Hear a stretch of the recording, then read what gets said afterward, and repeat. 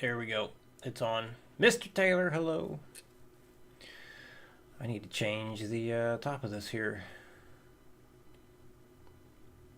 It's a new book today. Oops, wrong thing. Properties working through Speed Strategies, NeoClassical Speed Strategies.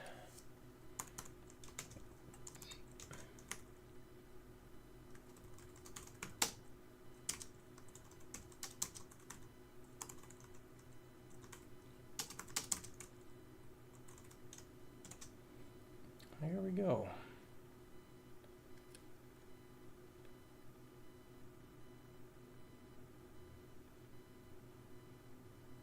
Plastidon, hello. Well, hopefully this is a decent enough few minutes. Okay, so let's get set up. Okay. I can get up my wrist strap. Oh boy. Coming to the end of the work week, kind of, for the most part. Only one more lesson to give.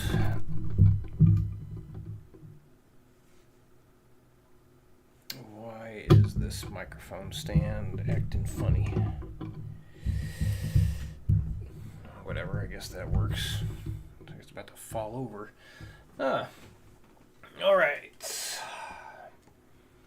The sunscreen I put on makes it look like I'm a complete oily mess. That's good.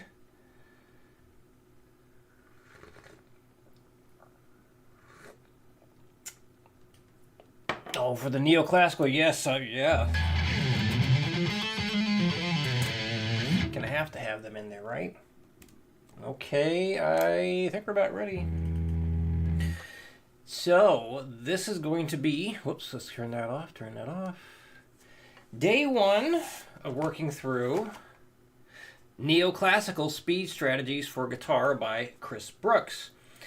And this was actually requested on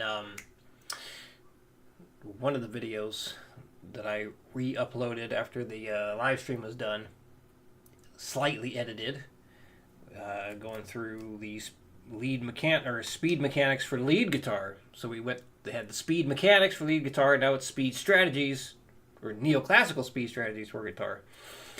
So I know of Chris Brooks, and we follow each other on Instagram. He even had a nice thing to say about a Halloween riff or lick that I had played. So we know about each other. He's really, I think his big claim to fame, if you can call it that, is the Ingwe. So basically, really good instruction on how to play like Ingwe. Even right here it says, master speed picking for shred guitar and play fast, the Ingwe.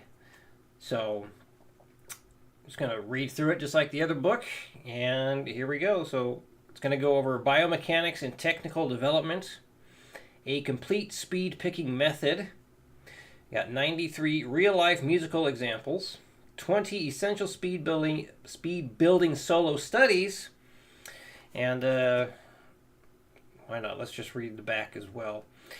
So yeah, I'm just like the other book. I will be reading things out loud. I'll be playing stuff within the book, but I will not be showing what's in the book because I feel that would be giving too much away.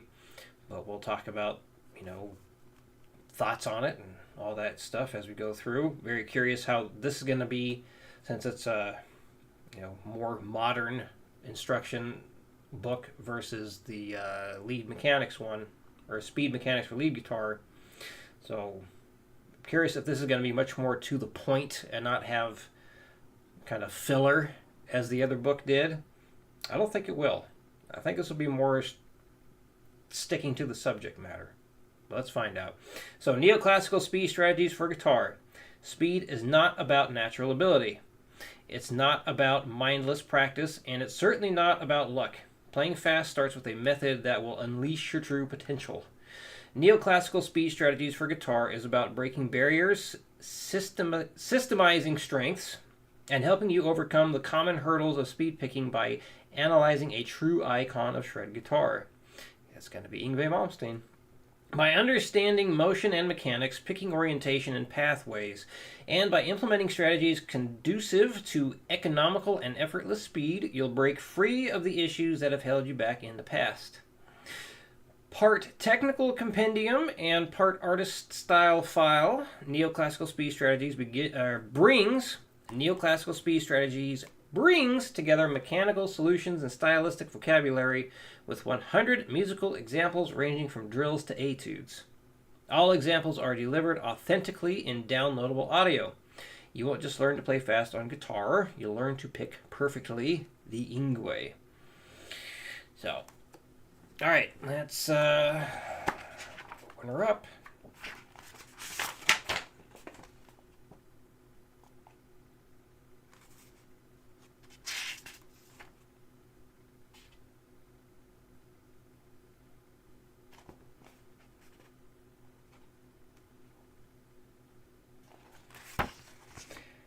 Okay, should I read through the introduction?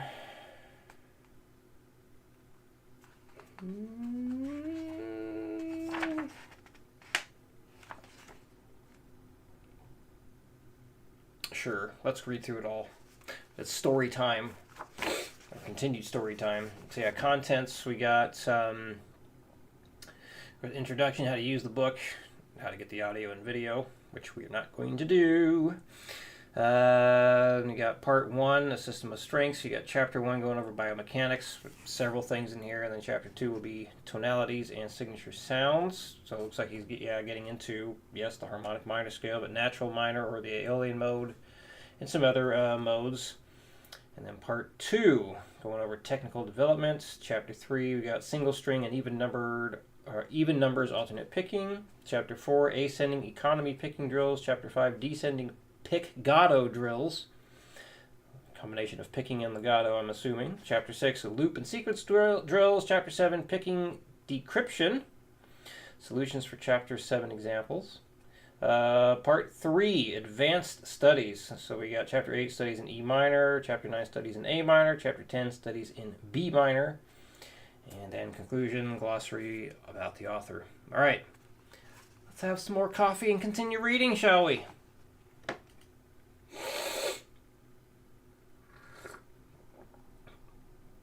I hope Chris isn't going to see this and be like, you asshole, why are you reading everything out of my book?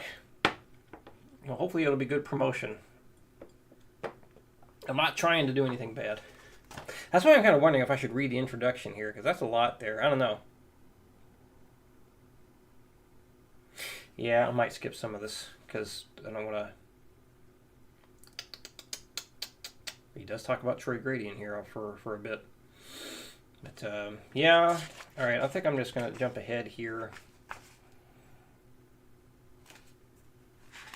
and get to the meat of it. All right, so part 1, a system of strengths. There's a piece of advice that I pass on to all who study with me. Work on your weaknesses, but systemize your strengths. Seeing both as essential but very different steps is something I believe ties into the Yngwie system discussed in this book. Working on weaknesses is vital because as players it is crucial not to abandon our musical ideas because of an inability to execute them. Andrew, hello. Yeah, skipping the intro, yeah. Good idea. Continuing with the system of strength. So yeah, systemizing your... Yeah, working on weaknesses is vital because as players it is crucial not to abandon our musical ideas because of an inability to execute them. We are motivated to break through the barriers because the thought of being able to play the music we like serves as a constant motivation. Systemizing your strengths is a concept that goes even further. Now that you're proficient at an element, how can you exploit that skill or musical device and multiply it into 1,000 licks? Often the most powerful concepts you can work on in the practice room. God, I cannot read. Often the most powerful concepts you can work on in the practice room are the ones that solve the most problems or adapt to the most applications within your style. I believe that the Ingwe is a system of strengths as it pertains not only to Malmsteen's style, but also in the way it may provide solutions to your challenges. Take the opportunity to make these strategies your own. I've adapted many things within my playing to this system to bypass elements I didn't like about other systems and enjoy the sonic results as well. As you work through the various principles, such as picking mechanics, ascending, descending, and even notes strategy, keep in mind that these all form part of a brilliant conceptual tapestry. The challenges you find in various study lines may seem isolated at first, but as you increase your scope, you will see how the parts come together and how getting better at each element is, in fact, getting better at the system as a complete manifesto for execution. So, I like that idea. Focus on improving your weaknesses, but also make sure you take advantages of the strengths. I think I heard something like Steve Vai once said, it's important to really practice the hell out of what you're good at, which is one reason I've leaned heavily into the whole fast picking thing. It's like, well, I guess that's my shtick, isn't it? Having, like, pushing the whole get faster through means of, well, like athletic training, bodybuilding style, weightlifting style. All right, Chapter 1, Biomechanics. I divide the mechanical precepts of the Ingwe into rested principles and active principles. Rested principles are about setting up your body for the best starting position to execute the material, and active principles are the motions and playing strategies used to create fast and fluid picking lines in the Malmsteen style. These principles aren't restrictions, but a checklist of barrier breakers for anyone who has struggled with Ingwe's material or is attempting it for the first time. In the rested principles, we have pick grip, pick edge offset, picking orientation, including pick slant, picking hand anchoring. In the active principles, we have motion mechanics, picking strategies. These include rotational picking motion and auxiliary mechanics, single string strategy, multi-string even number strategy, ascending odd number strategy, descending odd number strategy. Rested principle 1, the pick grip. Ingwe's pick grip falls into a category, so let's see. I'll just keep reading. The D grip, because the thumb rests on the side of the index finger and spells out an uppercase letter D. This is by far the most common pick grip, so there's a good chance you're already doing it. And it's got some figures in here to show it. Figures 1A and 1B illustrate the grip with and without a pick. Yeah, he holds the pick the same way that I do.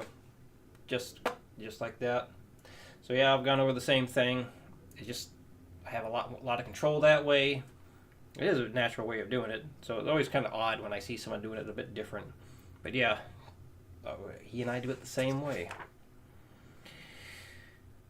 Alright. I think we can skip ahead a little bit there.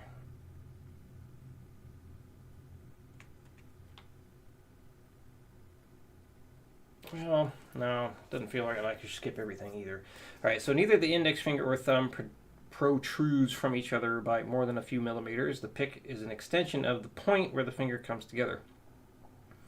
Ingwe uses a 1.5 millimeter Delrin 500 pick by Jim Dunlop. I recommend using a pick that doesn't bend. I agree. As too much pliancy can drastically increase the time it takes to pick each pick stroke to leave the string. So yeah, I always recommend people have at least a millimeter for these things, because then you're not going to have the pick bending all over the place. And then yeah, when I look at it, like the pick is pointing towards the guitar while the thumb is kind of pointing away from it. The pick is not held by any of the other fingers, because that can hurt the flexibility, pick orientation, and anchoring that are important for this approach. Thumb tension should be neutral, with neither an extreme convex nor concave thumb shape, as either can cause fatigue from too much tension. Start with the minimum grip necessary and see if you need to adjust it from there. So I'm guessing he's talking about, not having it bent really far, or not having it like that really far. So, and it sounds like he's trying to say, like, for this specific method that he's going to be talking about, holding the pick like that. So yeah, because a lot of times people will have the thumb bent really far this way, and I've seen a lot of problems come from that. Some people can do it just fine. Some people really can, but usually when I work with students who have like an excessive, we'll say, slant, or not slant, but like an edge to the pick, and their pick the pick's going down like that, kind of like slicing through the strings. So I see a lot of issues rise up for them. I don't really see the thumb going the other way too much, like where they try and do it this way. I think Sean Lane actually did it like that.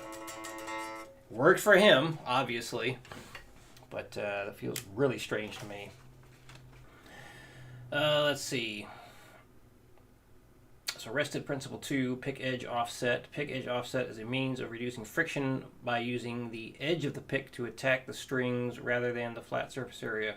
Interesting. So I talk about, and I try and have the pick be parallel to the string for the most part.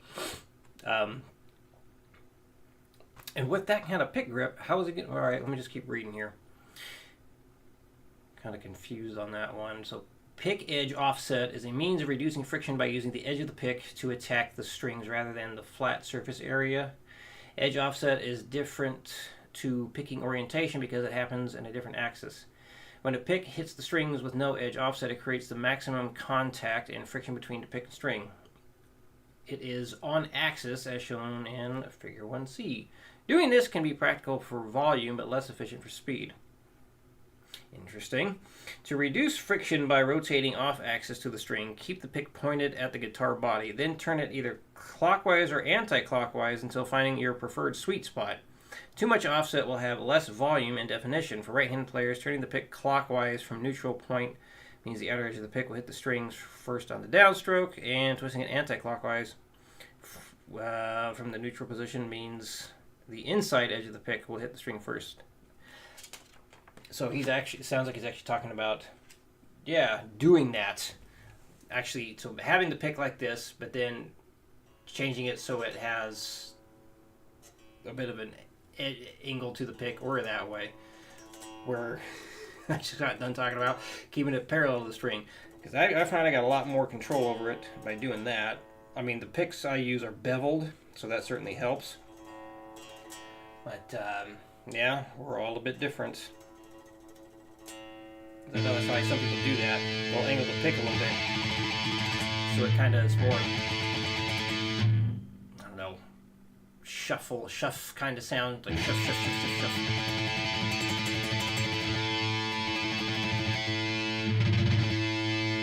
But I've noticed that if I do that, it feels like there's less articulation with a lot of things, especially when it goes faster and faster. So I don't know. I feel like I don't have enough control with it like that.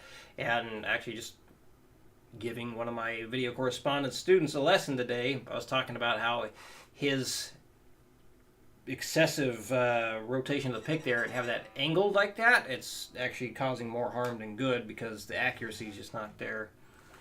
But anyway, to get a feel for difference between on-axis and off-axis picking positions, take a tremolo picking drill like example 1A, maintaining on-axis surface contact with the string first. Take note how it feels as you work up your clean top speed. Depending on the shape and material of your pick, it may even prove difficult if the pick tends to hook onto the string with each pick stroke. Now, I think if your pick is hooking onto the string, you're not holding the pick properly anyway, or not using it properly. So he's talking about to adopt Yngwe's approach. A clockwise offset of just 20 to 30 degrees should be enough to minimize friction and maintain note clarity. Repeat the speed test in example 1A and compare the results. If the pick edge offset hasn't been your default approach, give it some time to become your natural through habit, repetition, and combination with the other principles in this book, and make an informed decision on how much offset to apply. Yeah, so that one, changing it up to that. I don't think I'm going to be doing that. But let's just try it. Let's just do it here. Basically just has 12 fret here.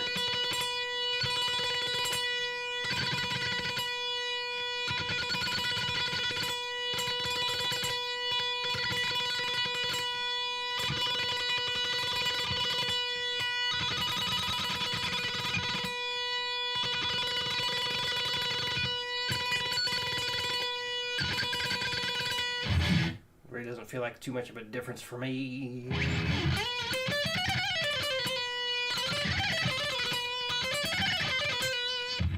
I don't really care for the sound either, especially when people do it down here. I don't know if you can hear that,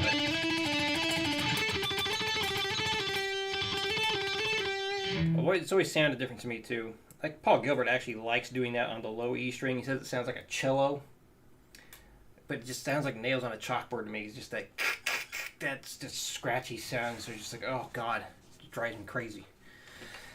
Anyway, continuing on here.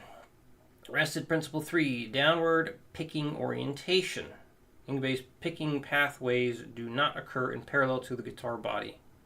So the study of picking orientation is critical in its effect on your starting position and on the string changing strategies in the active principles. In this section, it's essential to acquire an overview of picking orientation and pick slant so you can relate that knowledge to the subsequent chapters. If these concepts are new to you, they may, in fact, have far-reaching application in your picking style. The problem with parallel picking motion. When a pick goes up and down on either side of one string in parallel motion to the guitar body, it remains at a constant distance from the guitar as you push it back and forth through the string. Both strings adjacent to the one being played form a kind of boundary for the range of picking motion. In isolation, these conditions don't create any immediate problems, particularly with pick edge offset to cut through. The problem with parallel picking motion is, however, that when changing strings, there's a good chance the pick will be stranded on the wrong side of the fence, i.e. inaccessible to the string you wish to travel to next. So yeah, he's getting into the whole pick slant and stuff. Christian asks, is your wrist moving that fast or is your arm muscle vibrating your wrist? For that thing I was just doing, that's elbow. So that's, yeah, it's coming from here and here. My wrist is basically along for the ride. So it's just kind of pivot. It's maybe moving a little bit, but it feels like it's more just kind of rotating or pivoting on that part.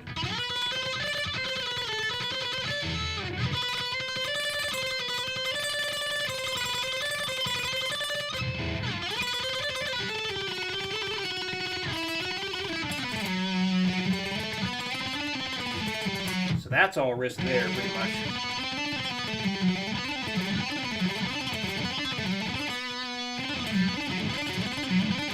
And that's more elbow at that point. So yeah, for the fastest stuff that I'm able to do, that is elbow. Or comes from the elbow. Yeah, lots of arm making that move that fast. Let's see. Continuing here, to see this in action, play 2 notes slowly on the B string, down and up, with a completely parallel pick and motion. Yeah, I already know where he's going with this. And at the end of the upstroke, the pick now resides between the B string and the G string, which creates a problem affecting their direction. Yeah, so I'll go ahead and skip ahead a little bit there, not give it all away. But yeah, he's basically going to be talking about the same stuff, you know, Troy popularized. So like, if it's perfectly parallel, when you pick, now you're stuck between those 2 strings, now you're stuck between those 2 strings. But if you pick down, if you slant the pick this way, like the butt of the pick up towards you, now you're picking away from the guitar in the downstroke, and then into the guitar on the upstroke. And then if you do it this way, now you're picking down towards the guitar and up away from the guitar. And I'm pretty sure, yeah, well I already know, like the Yngwe, he's going to be having that slant the pick down this way.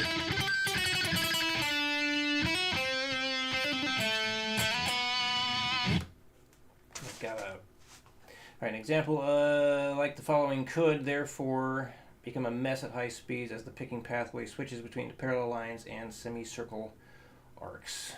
So let's see, he's just basically going between.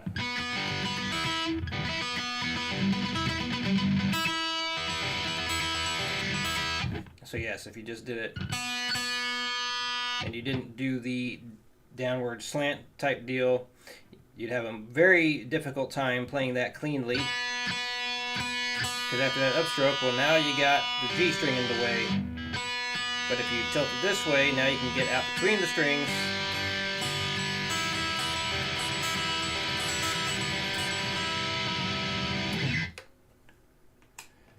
Alright, replacing circles with lines. Using a pick slant is another way to solve problems. Using a pick slant is another way to solve problems using angles. In principle 2, the issue of friction and therefore latency in one axis was resolved by pick edge offset. In this principle, the objective is to aid string changing in another axis by reorienting the pick relative to the guitar and following oblique lines of motion. To start, let's reposition the pick. All right, treating the string as horizontal axis and the tip of the pick as the 0 point, moving the back end of the pick down the vertical axis results in a downward pick slant. So basically what I just showed, you hold the pick like this, you move the butt of the pick down. Doing the reverse, going up that way, results in an upward pick slant. Alright, so we're basically just demonstrating using those two ideas. Example 1C, the slanted pathway will enable hassle-free string changes throughout. So this is really good for leaving strings after the upstroke. I was basically just doing this here. So it seems like the beginning of the book is like really getting into the whole pick slanting thing to prime players to be ready for all the musical parts, which makes sense. You got to get that out of the way. Definitely quite detailed. Thank you, Dan.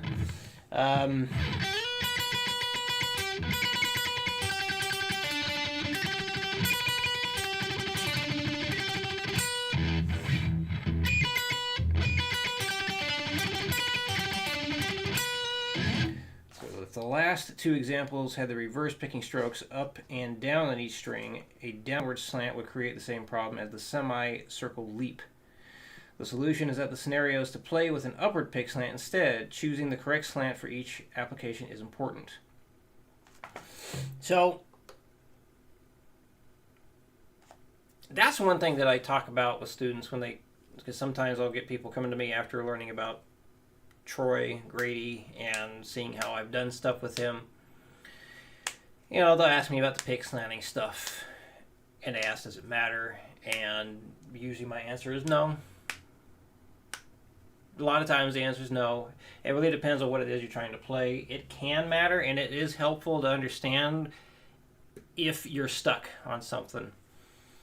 So it's like actually one of the most recent students, actually the most recent one-on-one student I got, and I'm actually really surprised with how freaking good he is already. He's hitting speeds that like I feel like no other student has done before when it comes to this stuff.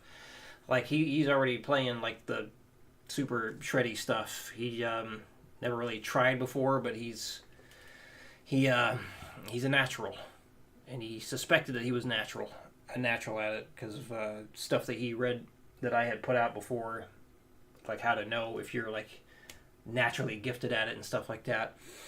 But as he learned about the whole pick slant stuff and string escape motions and all that, and he was asking me like, does it really matter? Should I worry about that? Like no, like we can worry about it only if it seems like it's tripping you up. If it seems like you're not able to get past a certain thing. But he's already demonstrated, sextuplets at like 135 where you change strings after downstrokes, after upstrokes, and the two-way slanting. So you can already do that. So, and one thing that helped him was he stopped worrying about, I need to do the slant this way and then the slant that way. And it's like, yeah, just like kind of let your hand do what it needs to do. Like we can, sometimes I'll focus on a specific pick slant if it seems like I'm having trouble nailing something. But, like even Chris Brooks talked about at the beginning of the book, like leaning into, what your strong points are and getting good at those too. I am fastest with the upward pick slant or the downward escape motions. So yeah, an upward slant for downward escape motion. That's confusing. It's always backwards. So it can be helpful for sure. For some people, yeah, I can see how it would be necessary, but like everyone's so different that we gotta approach things from a person to person thing, case by case basis, person to person, all that stuff. So yeah, I developed two-way pick slanting without being ever told that was a thing. I actually thought I was just going down up in basically a straight line. That's how I used to think of it. I had no idea. I was like turning my wrist and my arm to be able to pick one way and another to be unstuck from the strings. Until Troy filmed me, slowed it down, and be like, actually, you're doing this, you're doing this, you're doing this. I was like, whoa. I had no idea that was happening. But that all came about from tons and tons of very specific metronome drilling, metronome work. Anyway, here we go. Alternating pick slant, not part of the Ingwe. In situations where you find yourself leaving strings on both up and down strokes throughout a lick because of odd numbers of strokes per strings, the ability to alternate pick between pick slants is a highly useful tool to avoid entrapment. Such an approach is a trait inherent to many of the best alternate pickers, which can be considered an alternating or two-way pick slant. The aim is to leave each string with the pick slant that avoids the pick getting trapped on the wrong side of each new string in a phrase or scale run. Example 1D indicates where downward pick slant and upward pick slants can alternate to create a clear picking pathway. Basically just running down a little bit of a scale there.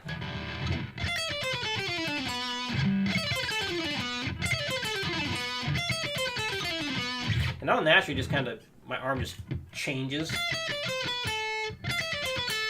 Like on that stroke there, it'll switch to just a little bit of a quick change there. So I switch into that downward slant.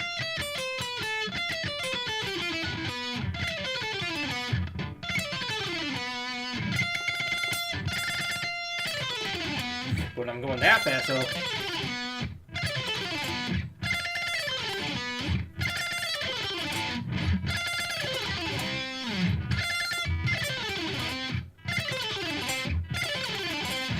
that's all upward slant, and I'm just, as Troy coined the term, swiping. Basically, I'm just muting things with the left hand as I do that, because I can't, at those speeds, I can't go into the downward slant at all. See you later, Plastodon. Hope you have a good week. So, at certain speeds, yeah, it's good to be able to go between the two kinds of slants because it can make what you play sound a lot cleaner. But eventually, if you're able to reach those speeds where you can't go between them anymore, you gotta be on point with your muting. All right, continuing. How do you create a pick slant with the picking hand? In both cases, the rested pick slant is generated by a rotation of the forearm muscles, as I just did a little demonstration of there. Both cases, the rested pick slant is generated by a rotation of the forearm muscles, resulting in the picking hand turning either outward or inward. You can achieve a downward slant by using an outward rotation. And, supination of the forearm, or the neutral position, and from the neutral position, and an upward slant by using the inward rotation, pronation of the forearm from the neutral position. One way to identify the downward or an upward pick slant in your own or someone else's playing is to take note of the fingers relative to the guitar, with the fingers curled up and fingertips in line, as many players do. A player using downward slant will rotate their thumb furthest from the guitar body, and a player using upward pick slant will rotate their fourth fingers furthest from the guitar body, the thumb being closest. Differentiating between pick slant and picking orientation, many players have naturally developed a biased resting position in an upward or downward pick slant pose, meaning the forearm is in rested supination or rested pronation even before a single pick stroke has occurred. I'm not really sure what mine is. This preferred starting point is what I describe as picking orientation, where the dominant pick slant becomes the new neutral position from which upstrokes and downstrokes occur. Such is the case in Malmstee's default picking pose, which exhibits a downward picking orientation. I don't know. Do I naturally... It's kind of neutral. Let's just start now. I don't really feel like I'm too far this way. I don't feel like I'm really that way either. Just kind of sitting there.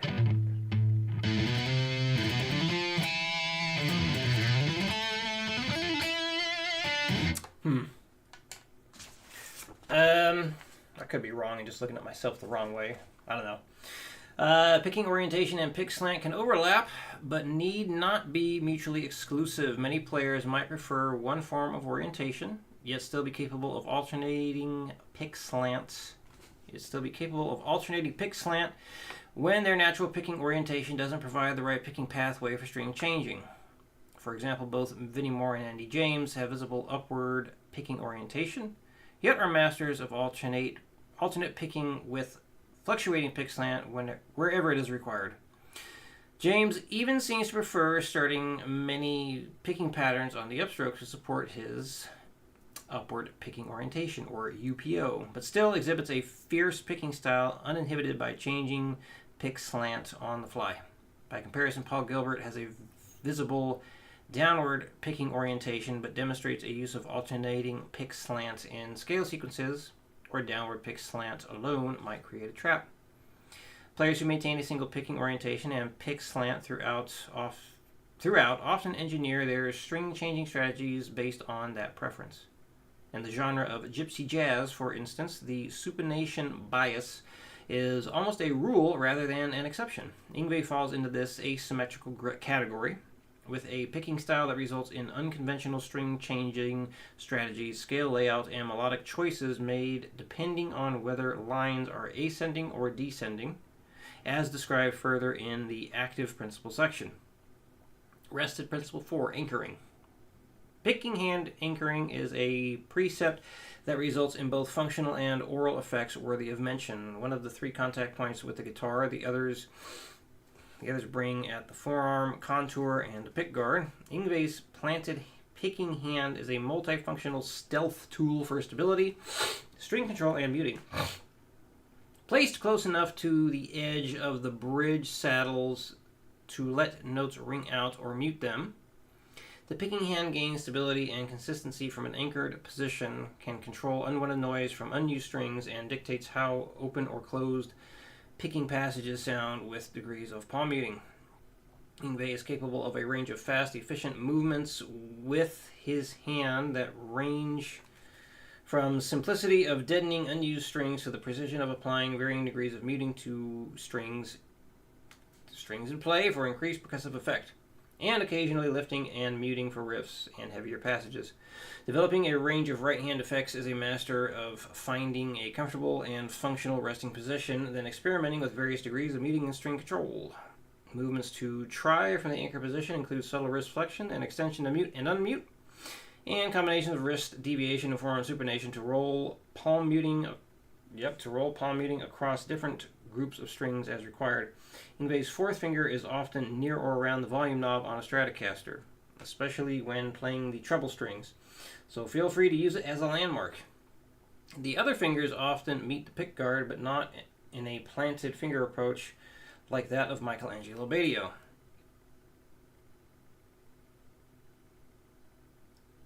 So, yeah, okay, now just showing like how you can rest your hand on the strings there. Okay. Goodness, I've just been reading here. So, I think I'm going to skip ahead a bit. But, for those who need to understand this stuff, I think it's definitely valuable and worth reading through to get the most out of that. So he goes into pronation and supination while, using the forearm for picking movement. So yeah, very detailed on that, and Hey, we got a riff, a lick to play. So let's play that. Okay, so experiment with supination and pronation techniques. Start with one string with a single note so that you can direct attention to your picking hand. Okay, you just go from 8th and 16s. If your rotation and downward and picking rotation in place, you should be able to perform the string changes in example 1F without getting the pick stuck in the wrong side of the string.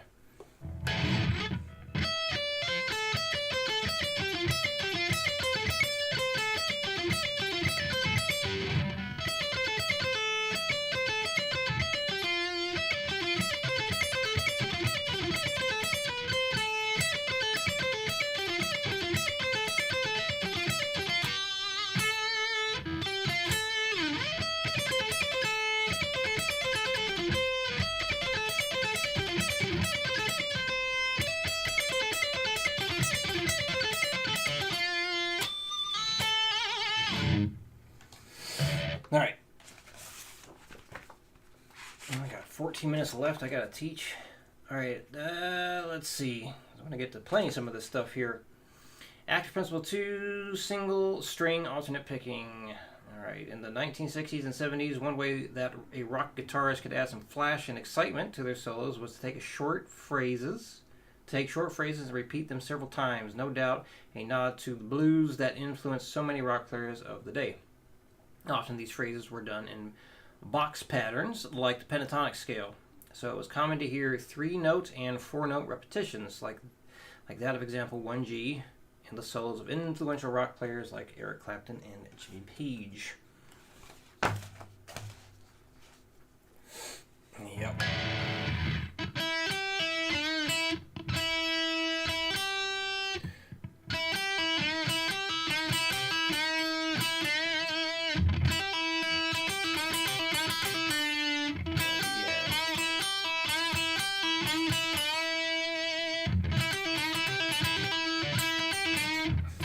Weird picking that. I would rather just hammer on pull off.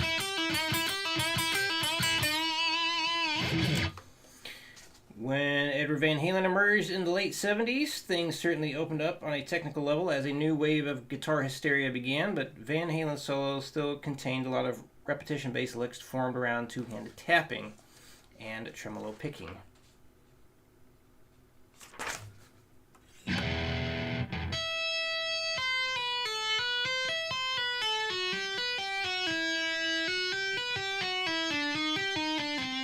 Oh, that's interesting.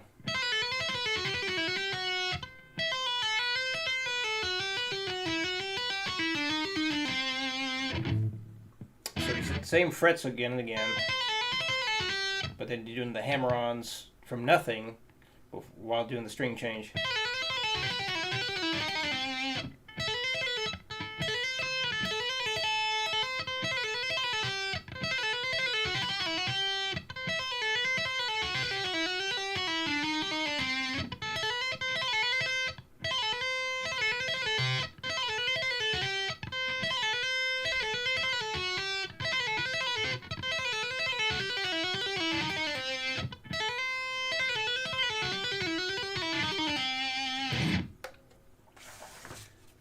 Oh, I did the alternate picking thing.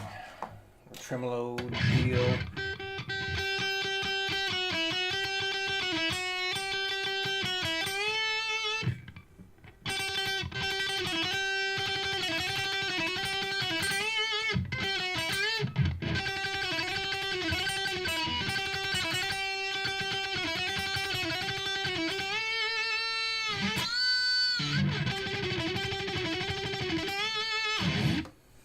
Inspired as, just checking the time. Inspired as much by Italian violinist Niccolo Paganini's 24 Caprices as Deep Purple's Fireball, a young Malmsteen set out to circumvent the rock cliches of the day by developing a more linear approach to speed licks and tonal sequencing, which would become just one of the tricks in his magic bag. This method involves first knowing the major and minor scales up and down single strings. Example 1J contains an A minor scale and 1 octave on the E string.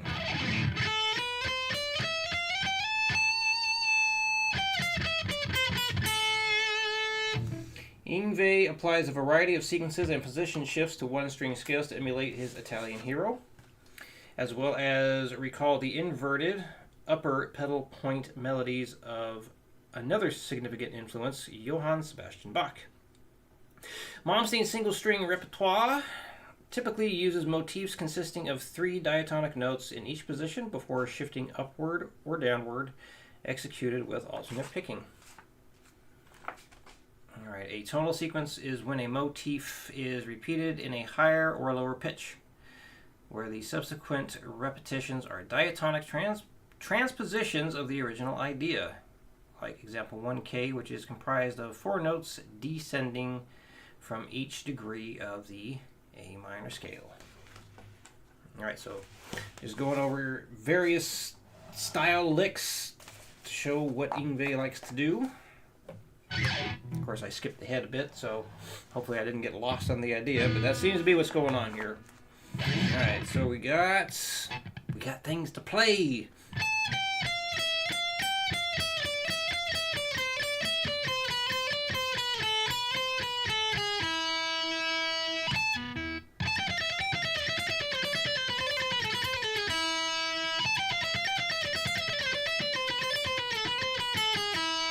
All right, 1, 2, 3, 4. Oh my God, I read that wrong.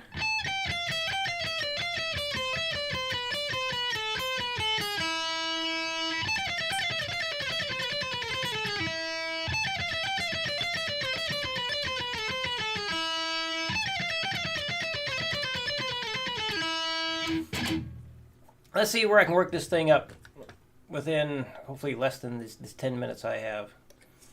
Because this is something I never really work on. So let's see what I can do. And then we're going to end the stream with this.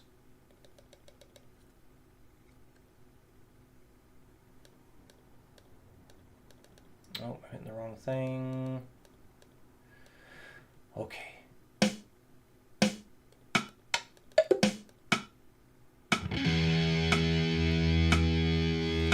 All right, let's work this sucker up.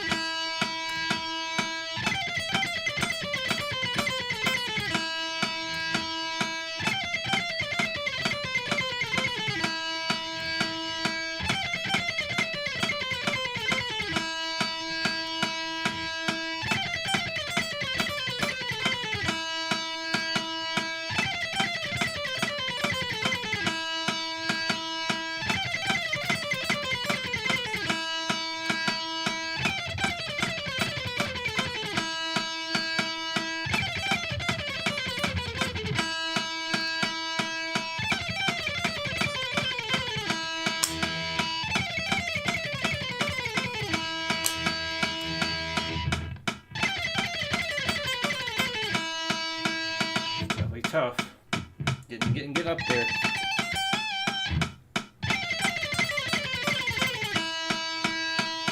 To that slide, it just feels so weird. That quick shift.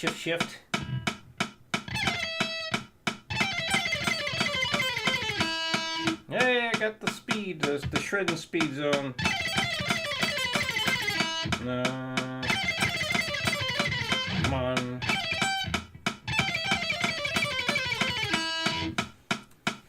My ego wants at least 200 BPM.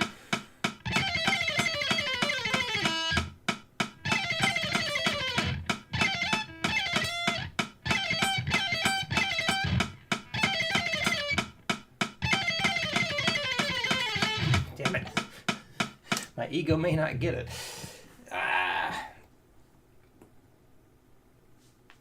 Ooh.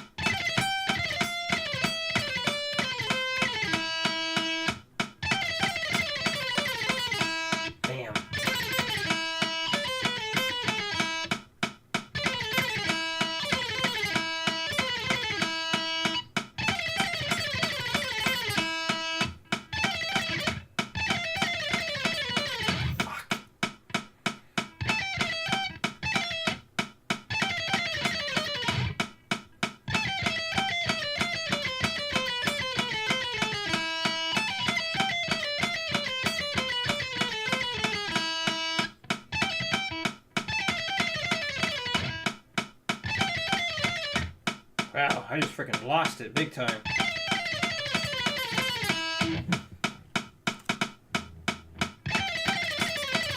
Come on. No. All right, quick. Work it back up, into 180 again.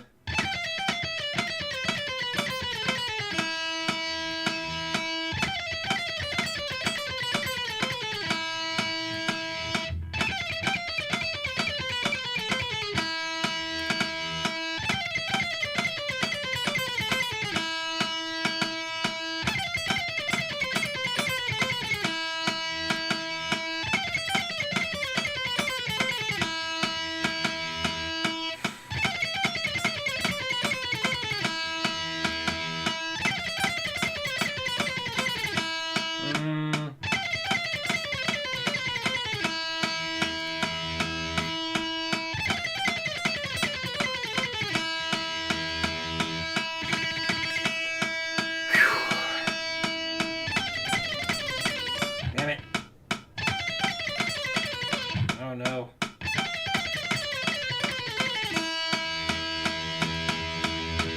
I don't know if I'm gonna get back to 180 now. Nope. Fuck. Oh no.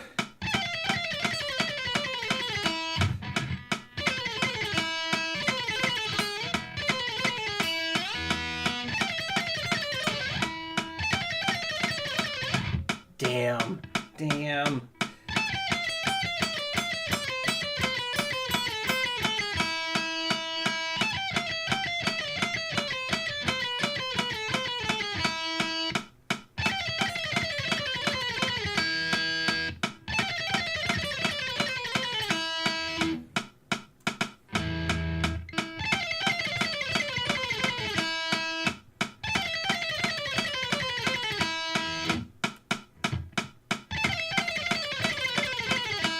Alright, done.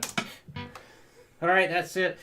Oh, I'm glad we got the sun playing. There was a lot of, yeah, I get why he's got, all the text in there talking about all the mechanics and trying to be thorough, which is good.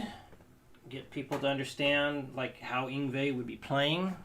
So really diving into the whole Yngwie Malmsteen style of playing. So it makes sense that he would go over all that, talk about the importance of doing that. So there we go. Anna. Hola. Well, that's it. Time to go. And go teach the last lesson of the week. So thank you everybody who came into the stream, watches the archive stuff. Sorry about so much talking at the beginning of this one, but hey, that's how the book started, so that's how we had to start. But it looks like we are now into the playing a bunch of stuff territory, so good. I'm looking forward to seeing how, what he suggests in terms of getting faster and all that stuff. Yes. All right, that's it. Gotta go. Thank you. See you on the next stream.